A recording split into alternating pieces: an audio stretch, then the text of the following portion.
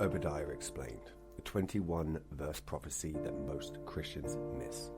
Please don't forget to like and subscribe. It really does help us build the channel. Some books announce themselves with longer introductions, with history, with poetry, and with pages of dialogue, but not this one. Hidden in the folds of scripture, only 21 verses long, lies the Book of Obadiah. Short, sharp, surgical, a prophecy with no wasted words, a lightning strike from heaven. Chapter 1, the Silent Prophet. Who was Obadiah? Scripture does not tell us. No lineage, no childhood story, no record of kings or battles in his life. Only a name, meaning servant of Yahweh. And then his message begins. Obadiah 1:1. The vision of Obadiah. Thus says the Lord God concerning Edom. This message was never about the prophet. It was about a wound, ancient and deep. A wound between two brothers. Chapter 2. Jacob and Esau.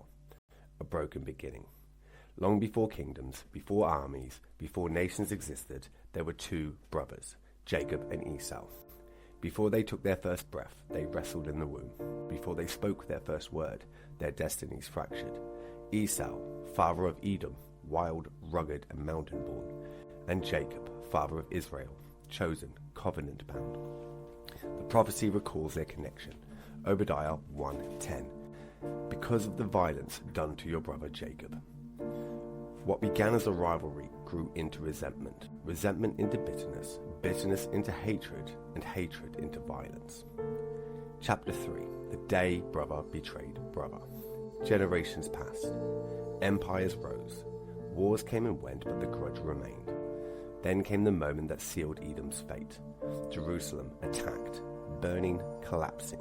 Israel devastated and helpless. And where was Edom? Not beside their brother, not offering refuge or mercy. Instead, they watched, they laughed, they participated. Scripture records their guilt. Obadiah 1:11-12. You stood aloof. You rejoiced over the people of Judah in the day of their destruction. And worse, Obadiah 1:13-14. You entered the gate of my people. You looted his wealth. You stood at the crossroads to cut down his fugitives. You handed over survivors. This was not just betrayal. It was cruelty. Chapter 4. God speaks.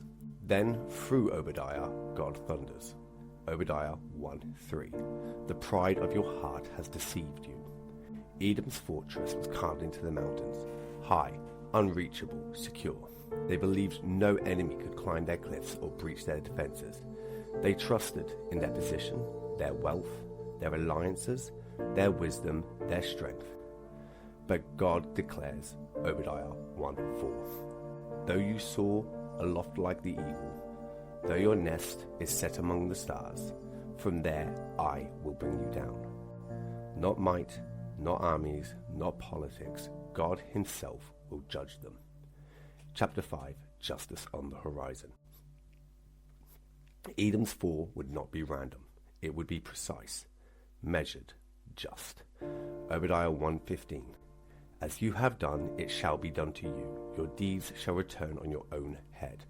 This is divine symmetry, and the scales of heaven balancing the wrongs of earth. Chapter 6. The day of the Lord. But then, Obadiah's prophecy expands beyond Edom. His voice grows stronger, broader, timeless, and he speaks of something greater. Obadiah 1:15. For the day of the Lord is near upon all nations. A day when every nation, not just Edom, will answer for violence, pride, greed, and injustice. A day when no kingdom stands by its own strength. A day when God reveals who truly rules history. Chapter 7. From ashes to hope. But judgment is not the final word. From the ruins a new future arises. Obadiah 1:17. But on Mount Zion there shall be deliverance, and it shall be holy. God promises his people will return. Their land will be restored. What was broken will be rebuilt. What was scattered will be gathered, and what was stolen will be redeemed. And the prophecy ends with 8 thunderous words. In Obadiah 1:21. And the kingdom shall be the Lord's. A final message for us. The book of Obadiah leaves the world with 3 eternal truths. Pride destroys. Obadiah 1:3. The pride of your heart has deceived you. God sees injustice. Obadiah 1:15. For the day of the Lord is near upon all nations. God restores. Obadiah 1:17. But on Mount Zion there shall be deliverance. Obadiah reminds us, the story is not over. Justice is coming, hope is rising, and in the end, the last kingdom standing will not be Edom's, not Israel's, not any earthly empire, but God's. Obadiah 1:21, and the kingdom shall be the Lord's. If this journey through the scripture has spoken to you, challenged you, or opened your eyes in a new way, don't let it stop. There are more books to explore, more truths to uncover, and more stories to discover. So if you found value in today's video, give it a thumbs up, leave a comment with what stood out to you, and if you haven't yet, subscribe and turn on your notifications so you don't miss the next deep dive. Thank you for watching, for listening, and for seeking truth. Until next time, stay curious, stay grounded in the Word, and remember, God's story is still unfolding, and you're invited to be a part of it.